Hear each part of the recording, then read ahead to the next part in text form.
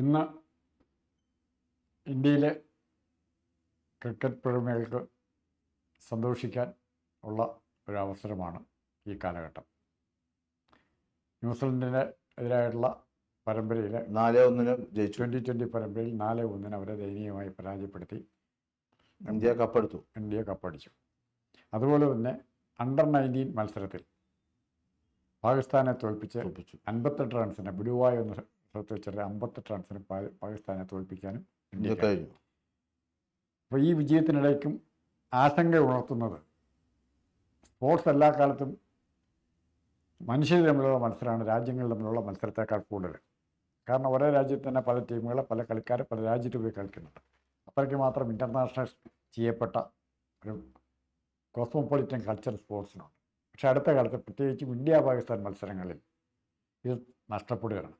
നഷ്ടപ്പെടുന്നതിൻ്റെ കാരണം ഇന്ത്യൻ കളിക്കാർ പാകിസ്ഥാനിൽ ചെല്ലുമ്പോൾ ഇന്ത്യ അനുകൂലികളും പാകിസ്ഥാൻ അനുകൂലികളും പരസ്പരം വാശി വെച്ച് സപ്പോർട്ട് ചെയ്യും. അവർ ഇന്ത്യയിൽ വരുമ്പോൾ ഇവിടെയും അങ്ങനെ തന്നെ പാകിസ്ഥാൻ അനുകൂലികളും ഇന്ത്യൻ അനുകൂലികളും വാശി വെച്ച് സപ്പോർട്ട് ചെയ്യും. അത് ചിലപ്പോൾ കയ്യാങ്കളിയുടെ വക്കത്തെത്തും, സംഘർഷത്തിൻ്റെ വക്കത്തെത്തും. പിന്നെ അതിർത്തിയിലെ പ്രശ്നങ്ങൾ, അതൊരു ക്രിക്കറ്റുമായിട്ട് ബന്ധപ്പെട്ട കാര്യം. അതിർത്തിയിലെ പ്രശ്നങ്ങൾ സ്പോർട്സ് രംഗത്തേക്ക് കടന്നു വരും. അതിർത്തിയിൽ നിൽക്കുന്ന BSFകാരോ പാകിസ്ഥാൻ റേഞ്ചേഴ്സോ അങ്ങോട്ടും ഇങ്ങോട്ടും വെടിവെപ്പുണ്ടാവുക, ആരെങ്കിലും മരിക്കുകയൊക്കെ ചെയ്തു കഴിഞ്ഞാൽ ഇത് ആരാണ് ഈ ആക്രമണകാരി എന്നുള്ള തർക്കം ഇങ്ങനെ തുടരും. അത് ക്രിക്കറ്റ് രംഗത്തും തങ്ങൾ അങ്ങോട്ടും ഇങ്ങോട്ടും പരസ്പരം ബന്ധപ്പെട്ടില്ല. എന്തിന് മത്സരശേഷമുള്ള കൈ കൊടുക്കാൻ പോലും ഷെയ്ക്കാൻ ചടങ്ങിന് പോലും ഇവരാരും നിന്നു കൊടുക്കാറില്ല, രണ്ടു കൂട്ടരും. അങ്ങനെ ക്രിക്കറ്റിൻ്റെ യഥാർത്ഥത്തെ സ്പിരിറ്റ് നഷ്ടപ്പെട്ട അവസരത്തിലല്ലേ അടുത്ത മത്സരങ്ങൾ നടക്കാൻ തുടങ്ങുന്നത്. പാകിസ്ഥാനും ഇന്ത്യയുമായിട്ടുള്ള മത്സരം നടക്കുമ്പോൾ എന്തായാലും ഇപ്പൊ രാജമോഹൻ ചേട്ടൻ പറഞ്ഞത് 100% സത്യമാണ്. കാരണം ഇപ്പൊ പുതിയ വിവരങ്ങൾ പുറത്തു വരുന്ന പ്രകാരം പാകിസ്ഥാൻ ഇന്ത്യയുമായുള്ള മത്സരം ബഹിഷ്കരിച്ചിരിക്കുന്നു. പ്രത്യേകിച്ച് ഈ ഫെബ്രുവരി 6-ാം തീയതിയാണ് 2020 ലോകകപ്പ് മത്സരങ്ങൾ ആരംഭിക്കുന്നത്. അതിൽ 16-ാം തീയതി ഫെബ്രുവരി 16 കൊളംബോയിലാണ് ഫെബ്രുവരി 15 കൊളംബോയിൽ നടക്കേണ്ട ഇന്ത്യ പാക് മത്സരം ബഹിഷ്കരിച്ചിരിക്കും. ഇന്ത്യക്കെതിരായ മത്സരം ഇപ്പോൾ പാകിസ്ഥാൻ ബഹിഷ്കരിച്ചിരിക്കുകയാണ്. അതിന് അവർ പറയുന്ന കാരണങ്ങൾ പലതാണ്. കാരണം അതിലൊരു കാരണം ബംഗ്ലാദേശ്. കാരണം ദിവസങ്ങൾക്ക് മുമ്പാണ് ബംഗ്ലാദേശ് ഇന്ത്യയുമായിട്ടുള്ള മത്സരം ഇന്ത്യയിൽ കളിക്കാൻ വരില്ല, കാരണം ഇന്ത്യയിൽ മതിയായ സുരക്ഷാ സംവിധാനങ്ങളില്ല എന്ന കാര്യം പറഞ്ഞ് ബംഗ്ലാദേശ് ബഹിഷ്കരിച്ചത്. ബംഗ്ലാദേശ് ബഹിഷ്കരിക്കാനുണ്ടായ പല കാരണങ്ങളായിട്ട് പറയുന്നത്, ഒന്ന്, ഇന്ത്യയിലെ സംഘപരിവാർ സംഘടനകളുടെ ഭാഗത്തു നിന്നും അവർക്ക് എതിർപ്പുണ്ട്.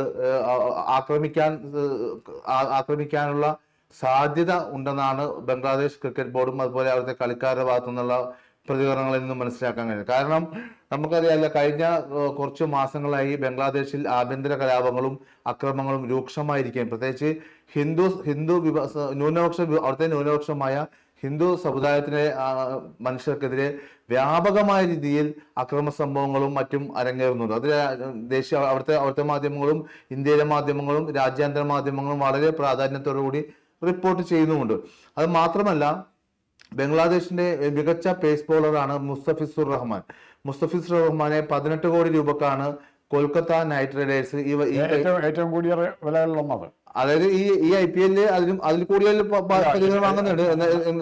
ഒരു ബംഗ്ലാദേശ് താരത്തിന് കിട്ടാവുന്ന ഏറ്റവും മികച്ച തുക 18 കോടി രൂപക്കാണ് മുസ്തഫിസുർ റഹ്മാനെ കൊൽക്കത്ത നൈറ്റ് റൈഡേഴ്സ് ഈ കഴിഞ്ഞ IPL താരലേലത്തിൽ സ്വന്തമാക്കിയത്. അപ്പോൾ മുസ്തഫിസുർ റഹ്മാൻ വളരെ പ്രതീക്ഷയോടെ, കാരണം നല്ല പേസ് ബോളറാണ്, നല്ല മികച്ച രീതിയിൽ എറിയുന്ന ഫാസ്റ്റ് ബോളറാണ്, പ്രത്യേകിച്ച് ഡെത്ത് ഓവറുകളിൽ റൺസ് വിട്ടുകൊടുക്കാൻ പിച്ചുക്ക് കാട്ടുന്ന ഒരു ബൗളറാണ് മുസ്തഫിസുർ റഹ്മാന്റെ പ്രസൻസ്, സാന്നിധ്യം എന്തുകൊണ്ടും കൊൽക്കത്തക്ക് ഒരു മുതൽക്കൂട്ടാവേണ്ടതായിരുന്നു. ഷാറൂഖ് ഖാനാണ് ആ ടീമിന്റെ ഉടമ. അപ്പൊ സ്വാഭാവികമായിട്ടും മുസ്തഫിസുർ റഹ്മാനെ കളിപ്പിക്കേണ്ടതില്ല, ഇന്ത്യയിൽ നടക്കുന്ന IPL മത്സരങ്ങളിൽ കളിപ്പിക്കേണ്ടതില്ലെന്ന നിലപാട് നമ്മുടെ BCCI എടുത്തു. BCCI എടുക്കാനുള്ള കാരണം പറയുന്നത് ബംഗ്ലാദേശിൽ പ്രശ്നമാണ്, ആഭ്യന്തര പ്രശ്നമാണ്. മാത്രമല്ല ഇന്ത്യയും ബംഗ്ലാദേശുമായിട്ടുള്ള ഇഷ്യൂസ് ഒരു ഡിപ്ലോമാറ്റിക് നയതന്ത്രമായി യുദ്ധസമാനമായ അന്തരീക്ഷമൊന്നുമില്ല. ഇന്ത്യയും ബംഗ്ലാദേശ് തമ്മിൽ യുദ്ധസമാനമായ അന്തരീക്ഷമൊന്നുമില്ല. പക്ഷെ എങ്കിൽ പോലും ഡിപ്ലോമാറ്റിക് റിലേഷനിൽ കാര്യമായ ഇടിവ് സംഭവിച്ചു എന്ന കാരണം പറഞ്ഞുകൊണ്ടാണ്. മാത്രമല്ല മുസ്തഫിസുർ റഹ്മാൻ ഇന്ത്യയിൽ കളിക്കാൻ വന്നാൽ ഇവിടെ പ്രശ്നങ്ങൾ പൊട്ടിപ്പുറപ്പെടുമെന്ന കാര്യം പറഞ്ഞുകൊണ്ട് മുസ്തഫിസുർ റഹ്മാനെ 18 കോടി രൂപ സ്വന്തമാക്കിയ കൊൽക്കത്ത നൈറ്റ് റൈഡേഴ്സ് ഒഴിവാക്കി. ആ ഒഴിവാക്കിപ്പിച്ചത് BCCI ആണ്. ലോകത്തിൽ ഫിഫ കഴിഞ്ഞാൽ സാമ്പത്തികമായിട്ട് ഏറ്റവും ഭദ്രതയുള്ള കായിക സംഘടനയാണ് BCCI, Indian cricket control board BCCI.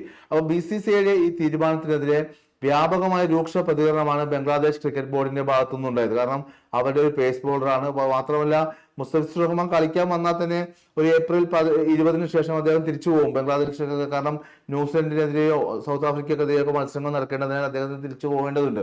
എങ്കിൽ പോലും ബംഗ്ലാദേശ് പ്രത്യേകിച്ച് ഇന്ത്യയിൽ ബംഗ്ലാദേശ് വരേണ്ടതായിരുന്നു. കാരണം ബംഗ്ലാദേശിൽ 25-30 കോടിയോളം ആൾക്കാർ 20 കോടിയിലധികം ആൾക്കാർ ക്രിക്കറ്റിനെ സ്നേഹിക്കുന്ന ആൾക്കാരുണ്ടെന്നാണ് ഔദ്യോഗികമായ കണക്ക്.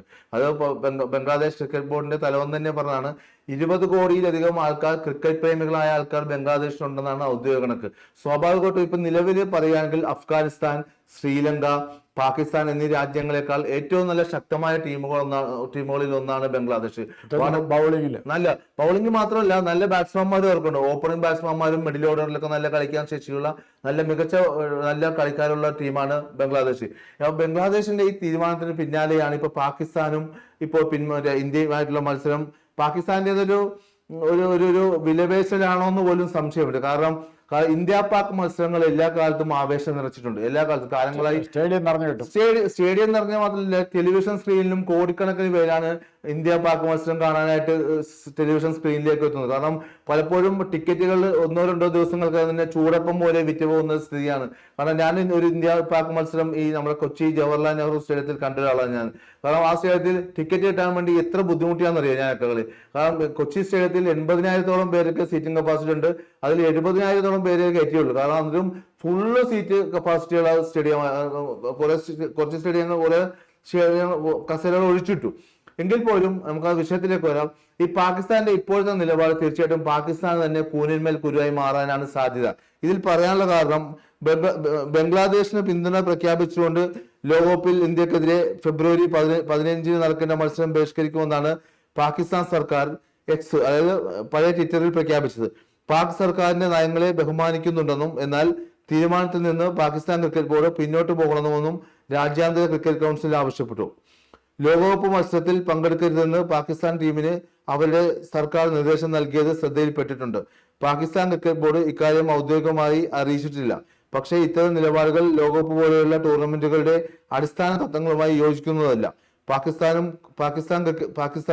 ക്രിക്കറ്റിനും ഉണ്ടാകുന്ന പ്രത്യാഘാതങ്ങൾ പരിഗണിച്ച് പാകിസ്ഥാൻ ക്രിക്കറ്റ് ബോർഡ് ഈ തീരുമാനം വീണ്ടും പുനഃപരിശോധിക്കണമെന്ന് ICC ആവശ്യപ്പെട്ടു. അതുപോലെ 2020 ലോകകപ്പിൽ ഇന്ത്യക്കെതിരെ കളിക്കില്ലെന്ന പാകിസ്ഥാന്റെ പ്രഖ്യാപനം വൻ പ്രത്യാഘാതങ്ങൾക്ക് കാരണമായിരിക്കും. കാരണം ഓരോ മത്സരം ICC രാജ്യാന്തര ക്രിക്കറ്റ് കൗൺസിലിന്റെ ചെയർമാൻ എന്ന് പറയുന്നത് ഇപ്പൊ നമ്മുടെ കേന്ദ്ര ആഭ്യന്തരമന്ത്രി അമിത്ഷായുടെ മകനായ ജയ്ഷയാണ്. അപ്പൊ പ്രത്യേകിച്ച് ഈ മത്സരങ്ങളിലെ കാണികളിൽ നിന്നും ടിക്കറ്റ് വരുമാനം, അതുപോലെ സംപ്രേഷണ അവകാശം ഉണ്ടല്ലോ. ഇപ്പൊ സ്റ്റാർ സ്പോർട്സ്, സോണി ഇവരൊക്കെ സ്റ്റാർ സ്പോർട്സിനാണ് ഇപ്പൊ ഈ ICC വേൾഡ് കപ്പ് സംപ്രേഷണ അവകാശം എടുക്കുന്നത് സ്റ്റാർ സ്പോർട്സ് ആണ്. അപ്പൊ സ്വാഭാവികമായിട്ടും ഇതിൽ നിന്ന് കിട്ടുന്ന കോടികളുടെ വരുമാനമുണ്ട്. പ്രത്യേകിച്ച് ഇന്ത്യ പാക് മത്സരങ്ങളിൽ നിന്ന് കിട്ടുന്നത് കോടികളുടെ വരുമാനമാണ്. ഒരു 5 സെക്കൻഡ് 10 സെക്കൻഡ് പരസ്യങ്ങൾക്ക് പോലും ലക്ഷങ്ങളും കോടികൾ രൂപ പരസ്യമാണ് കിട്ടുന്നത്. അപ്പൊ ഇത്തരത്തിലുള്ള പരസ്യ വരുമാനം താനെ കുറയുന്നത് ശരിക്കും ICCയെ ബാധിക്കും. പ്രത്യേകിച്ച് ഈ ICCക്ക് ഈ വരുമാനത്തിൽ നിന്നാണ് പല അംഗരാജ്യങ്ങൾക്കും ICC പണം കൊടുക്കുന്നത്.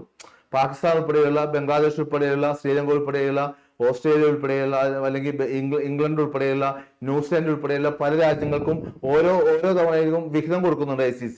അത് ഇത്തരത്തിലുള്ള കളിയിൽ നിന്നുള്ള പരസ്യ വരുമാനത്തിനും. വേറെ കാര്യം, ബേസിക്കലി ക്രിക്കറ്റ് എന്ന് പറഞ്ഞാൽ ക്രിക്കറ്റ് മാത്രമല്ല, സ്പോർട്സ് എന്ന് പറഞ്ഞ ഒരു ബിസിനസ് കൂടിയാണ്. അങ്ങനെയാക്കി എടുത്തു.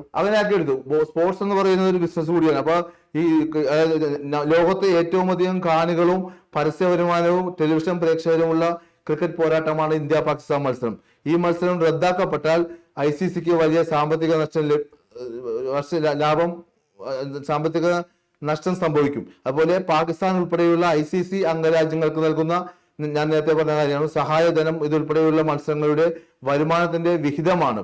ആ നിലക്ക് ICCയുടെ പ്രധാന വരുമാന മാർഗത്തിന്റെ വഴിയടച്ചാൽ പാകിസ്ഥാന് ഭാവിയിൽ സാമ്പത്തിക ഉപരോധം ഉൾപ്പെടെയുള്ളവ ഏർപ്പെടുത്തിയേക്കാം. അതൊരു പ്രധാനപ്പെട്ട കാര്യമാണ്. കാരണം സാമ്പത്തിക ഉപരോധം ICCക്ക് നൽകേണ്ട തുക, ICC പാകിസ്ഥാൻ ക്രിക്കറ്റ് ബോർഡ് നൽകേണ്ട തുക ഉൾപ്പെടെയുള്ള കാര്യങ്ങളിൽ ഒരു പുനർവിചിന്തനം ICCയുടെ ഭാഗത്ത് നിന്ന് ഉണ്ടാവാൻ സാധ്യതയുണ്ട്. കാരണം നമുക്കറിയാം, ഇപ്പൊ ബംഗ്ലാദേശിന് തന്നെ കാര്യമല്ലോ, ഇപ്പൊ കുറച്ചു കാലമായിട്ട് ബംഗ്ലാദേശിലേക്ക് ഇന്ത്യ അരി കയറ്റുമതി ചെയ്യുന്നില്ല. കാരണം ബംഗ്ലാദേശുമായിട്ടുള്ള ഡിപ്ലോമാറ്റിക് റിലേഷനിൽ വിള്ളൽ വീണതിനെ തുടർന്ന് ഇന്ത്യയിൽ നിന്ന് അരി ബംഗ്ലാദേശിലേക്ക് കയറ്റിവിടുന്നില്ല. അത് ഭയങ്കര ഇഷ്യൂ ആണ്. അത് ഡിപ്ലോമാറ്റിക്, പ്രത്യേകിച്ച് മുഹമ്മദ് യൂനിസ് എന്ന് പറയുന്ന പ്രധാനമന്ത്രിയും അപ്പോൾ നമ്മളെ കേന്ദ്ര സർക്കാരും തമ്മിൽ പല വിഷയങ്ങളിലും അഭിപ്രായ വ്യത്യാസങ്ങളുണ്ട്. പ്രത്യേകിച്ച് ഷെയ്ഖ് ഹസീന, ഇപ്പൊ മാസങ്ങളായിട്ട് ഷെയ്ഖ് ഹസീന രാഷ്ട്രീയമായി അഭയം പ്രാപിച്ചത് ഇന്ത്യയാണ്. ഷെയ്ഖ് ഹസീനക്ക് അഭയം കൊടുത്തത്.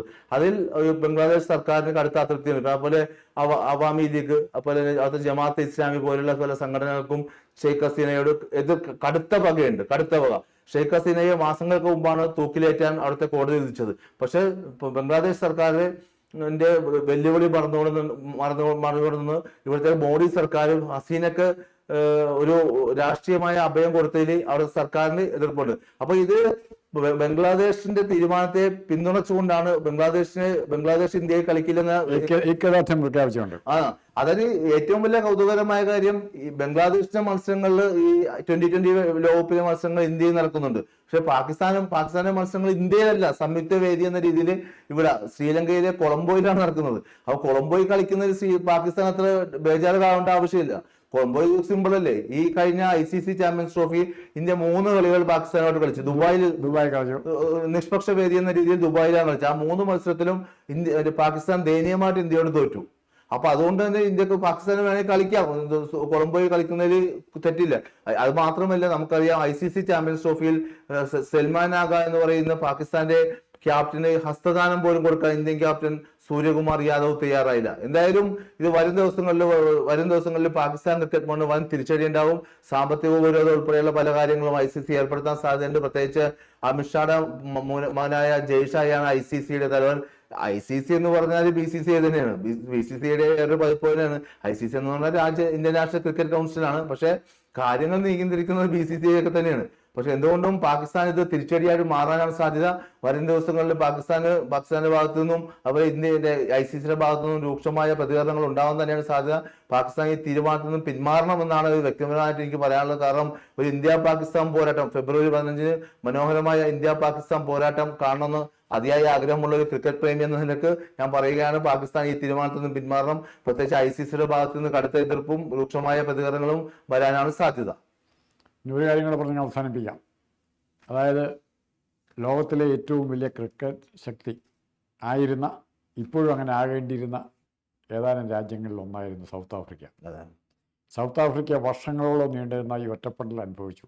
കാരണം അവിടുത്തെ ഗവൺമെൻറ് പിന്തുടർന്ന അപ്പാർത്തൈഡ് വർണ്ണവിവേചനം. അതുകൊണ്ട് പല രാജ്യങ്ങളും, അന്നത്തെ മെയിൻ കക്ഷികളായ ഇംഗ്ലണ്ട്, വെസ്റ്റ് ഇൻഡീസ്, ഇന്ത്യ, ഈ രാജ്യങ്ങളൊന്നും, ഓസ്ട്രേലിയ, ഈ രാജ്യങ്ങളൊന്നും സൗത്ത് ആഫ്രിക്ക ക്രിക്കറ്റ് കളിക്കാൻ തയ്യാറാകാതിരുന്നതിൻ്റെ പേരിൽ അവിടുത്തെ കളിക്കാരുടെ മുഴുവൻ ഭാവി കുറേ നാളത്തേക്ക് തടഞ്ഞു വയ്ക്കപ്പെട്ടു.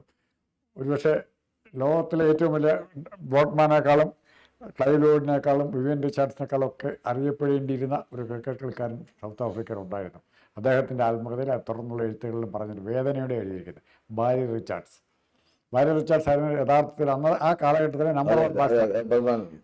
അദ്ദേഹത്തിൻ്റെ കഴിവുകൾ മുഴുവൻ ഒലിച്ചില്ലാതെ പോയത് വളരെ വേദനയോടെ അദ്ദേഹം എഴുതിയിരിക്കുന്നത്. അതേ അനുഭവം ഇങ്ങനത്തെ നയം തുറന്നാൽ ഇന്ത്യയിലെയും പാകിസ്ഥാനിലെയും, ഇന്ത്യയിലെ ഒരു ക്രിക്കറ്റ് കളിക്കാരന് ടെണ്ടുൽക്കറൊക്കെ പേരെടുത്ത പാകിസ്ഥാനിൽ കളിച്ചാൽ പേരെടുത്തത്. പാകിസ്ഥാനിലെ അത്രയും ഫിയേഴ്സ് ആയിട്ടുള്ള ഫാസ്റ്റ് ബോളിങ്ങിനെ നേരിട്ടാണ് ടെണ്ടുൽക്കർ പേരെടുത്തത്. അപ്പോൾ ആ ഒത്തിരി കളിക്കാരുടെ ഒറിജിനലായിട്ടുള്ള കഴിവ് ഇവര് പറയുന്ന ഒരു കാര്യം ഉണ്ടല്ലോ, ഇപ്പൊ പാകിസ്ഥാനുമായിട്ട് കുറച്ച് കാലമായിട്ട് നമ്മൾ പ്രശ്നം നിലനിൽക്കുന്നുണ്ട്. പക്ഷേ ഓപ്പറേഷൻ സിന്ദൂറിന് ശേഷം ഇന്ത്യ ശക്തമായി പാകിസ്ഥാനെ അടിച്ചു, ആക്രമിച്ചു. പാകിസ്ഥാന്റെ ഭാഗത്തു നിന്നും ചെറിയ രീതിയിൽ തിരിച്ചടി ഉണ്ടായി. പക്ഷേ ആത്യന്തികമായ വിജയം ഇന്ത്യക്കായിരുന്നു വിജയം ഉണ്ടായത്. പക്ഷെ ഓപ്പറേഷൻ സിന്ദൂറിന് ശേഷമാണ് ICC 2020 ICC വേൾഡ് കപ്പ് നടന്നത്, ICC ചാമ്പ്യൻസ് ട്രോഫി നടന്നത്. ആ ചാമ്പ്യൻസ് ട്രോഫിയിൽ ഇന്ത്യയും പാകിസ്ഥാനും തമ്മിൽ കളിച്ചു 3 കളിയിലും പാകിസ്ഥാൻ ദയനീയമായിട്ട് തോറ്റു. അണ്ടർ 19 കളിക്കാമെങ്കിൽ 5 വയസ്സ് കൂടിക്കഴിഞ്ഞാൽ കളിക്കുന്ന 5 വയസ്സ് നേരത്തേക്കാണോ പാകിസ്ഥാൻ ശത്രുത? അത്രേ ഉള്ളൂ.